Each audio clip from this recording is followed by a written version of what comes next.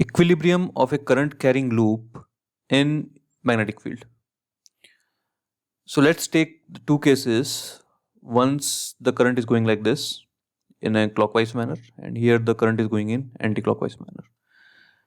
And the loops are perpendicular to the magnetic field. So why we have kept like this? Because this is the only case when the couple forces along the length will be on the same line. So it is equilibrium.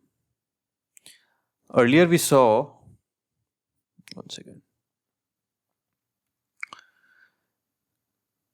So when the forces are not in the same line, this is not a position of equilibrium.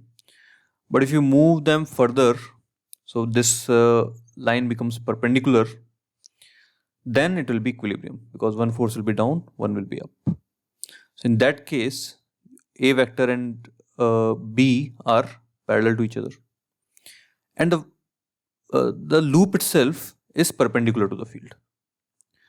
So that's why it is here also. The loops in both the cases are perpendicular to the field.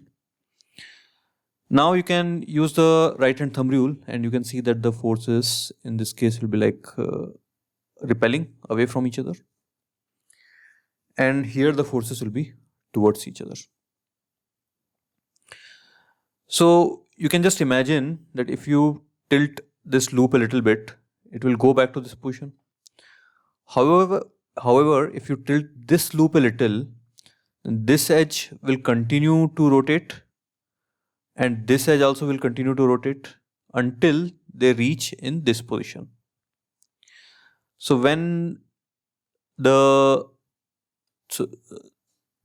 forces are away from each other, then it's stable equilibrium. When they are towards each other, then it's unstable equilibrium. So this is the top view of this, and this is the top view of this.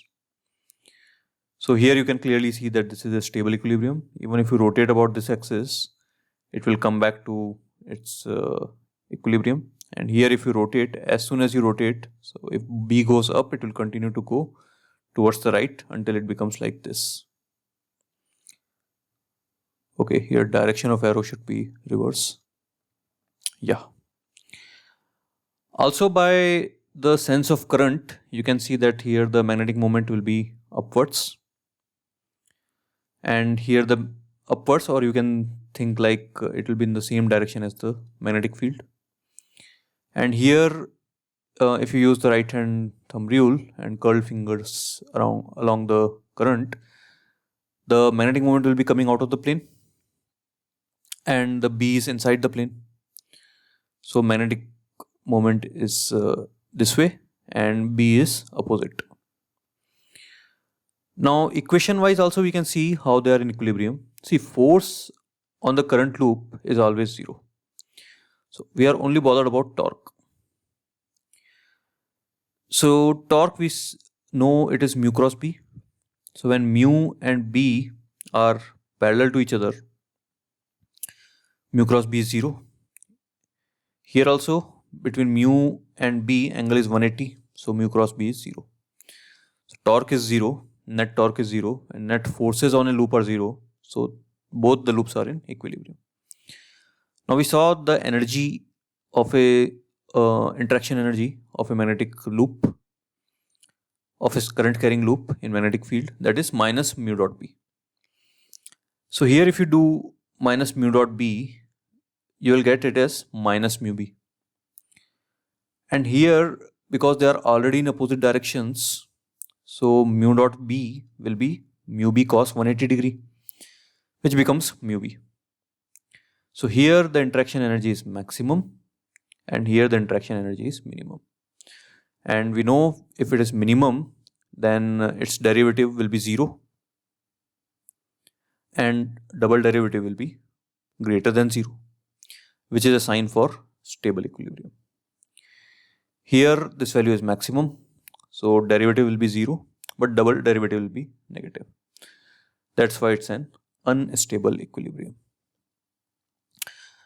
Finally, dipole will rotate about the central axis when disturbed slightly to reach stable equilibrium position AB, which is like this. So this will turn completely if it is disturbed, and it will reach this position. So this is the equilibrium of a current carrying loop in magnetic field.